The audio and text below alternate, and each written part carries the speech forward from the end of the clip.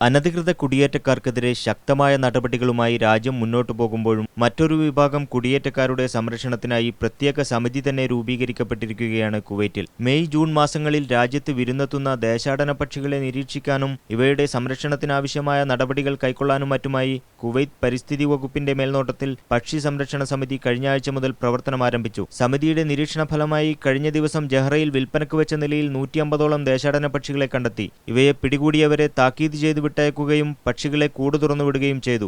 രാജ്യത്ത് ഏറ്റവും കൂടുതൽ ദേശാടന പക്ഷികൾ കാണപ്പെടുന്ന മുബാറക്കുൽ കബീർ, ബുബിയാൻ ദ്വീപ് എന്നീ മേഖലകൾ കേന്ദ്രീകരിച്ച് സമിതി നിരീക്ഷണം ശക്തമാക്കിയിരിക്കുകയാണ്. ദേശാടന പക്ഷികളെ വേട്ടയാടുന്നത് നിയമവിരുദ്ധമാണെന്നും വളർത്തുപക്ഷികളെ വിൽപ്പന നടത്തുന്ന മാർക്കറ്റുകൾ കേന്ദ്രീകരിച്ചും പരിശോധന ശക്തമാക്കുമെന്നും പക്ഷി നിരീക്ഷണ സംഘത്തിനു നേതൃത്വം നൽകുന്ന പരിസ്ഥിതി വകുപ്പ് ഉദ്യോഗസ്ഥൻ സഅദ് അൽ നൂരി പത്രക്കുറിപ്പിൽ അറിയിച്ചു. ലോക ദേശാടന പക്ഷി ദിനാചരണത്തിന്റെ ഭാഗമായാണ് പക്ഷി നിരീക്ഷണവും പരിശോധനയും ഊർജിതമാക്കിയതെന്നും അദ്ദേഹം പറഞ്ഞു. Media 1 Kuwait.